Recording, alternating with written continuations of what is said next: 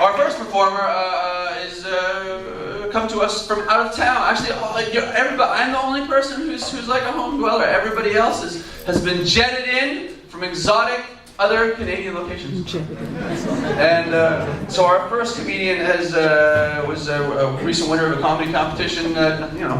In their neck of the woods, which is not here. Okay, this is distant. She's been jetted in from the Sunshine Coast. Please welcome, for your enjoyment, a huge round of applause. Give it up for Terri Bosner.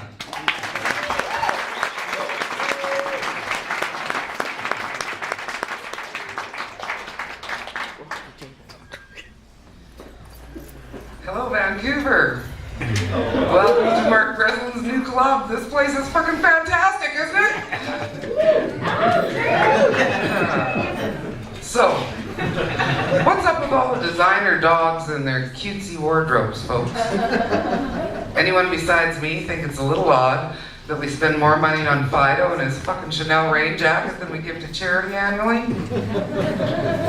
Y'all understand that a so-called purebred pooch is really an inbred dog, right? And you do realize what happens when animals are inbred, don't you? Remember the royals, folks? As I recall, the aristocracy, in an attempt to maintain pure bloodlines, married family members. But I'm pretty sure even the royals stopped their incestuous breeding when they realized William Henry Asshole IX couldn't learn the alphabet or how to tie his own shoes. Any of this history lesson ringing a bell, boys and girls? I remember this shit from grade 4 social studies, folks. Try to think back for one precious moment if you can. And I'm pretty sure Fido's health problems and behavioral issues come from this whole prideful purebred pathos that most of the free world seems to be indulging in today. The breeders and vets are making a killing, and poor fucking Fido needs a puppy shrink by the time those bastards are finished with him too. And do we spend millions of dollars annually on canine medical care, doggy dancing duds, and counseling with the frickin' dog whisperer? Because deep down in our hearts we know this kind of self-indulgent bullshit is fucked up from just about every angle we can look at it from. We've got doggy daycares, restaurants, and spas where Fido can get his fucking nails buffed too. Don't want to take your little darling home and have his pesky nails tearing up his little leather dayband, right, folks?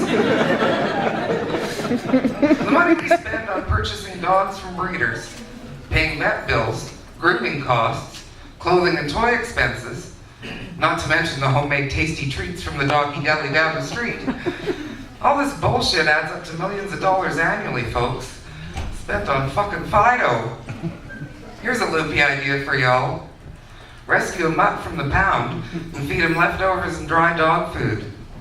The money you save could buy enough goats to feed a whole village of starving African kids, and neither you or your dog will need a shrink either. And hey, go ahead and spend all the rest of the cash you saved on a holiday. You and your mutt named Muttley deserve it. What's up with these idiots driving Hummers in the city?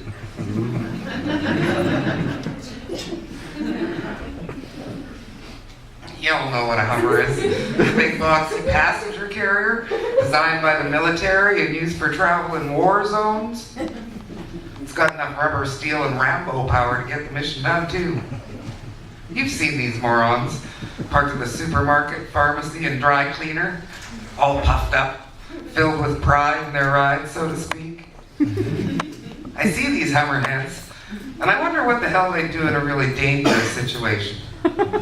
Seriously, folks, if you take a fucking Hummer to drop off your 1.5 kids at their private school, what'd you do to Tsunami?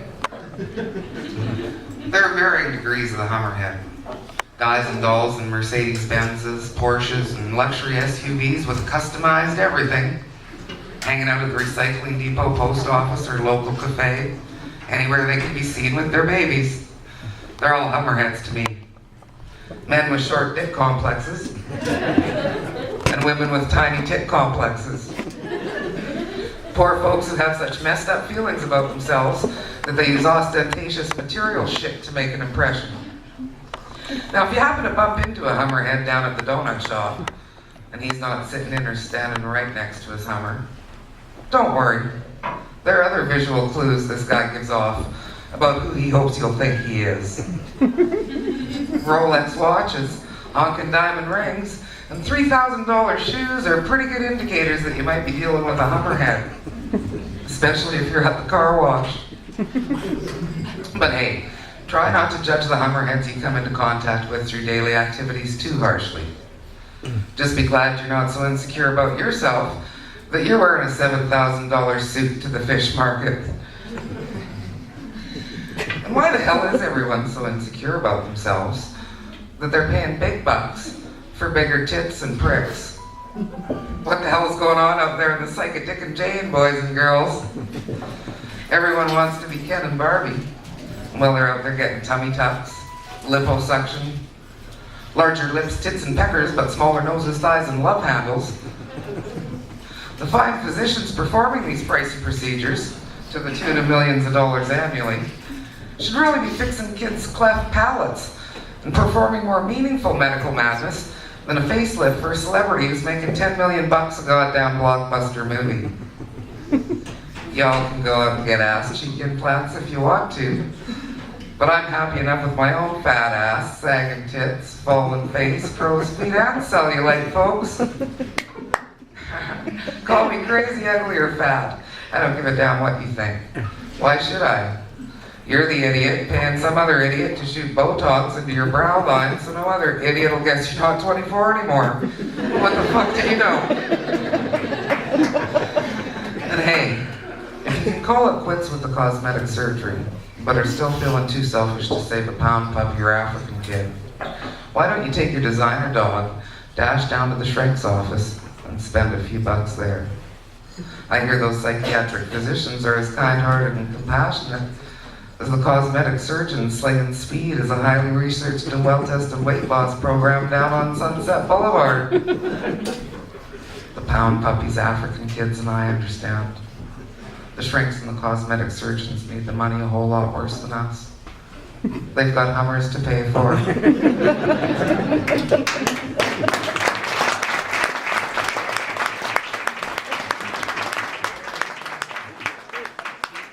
Terri Bosner!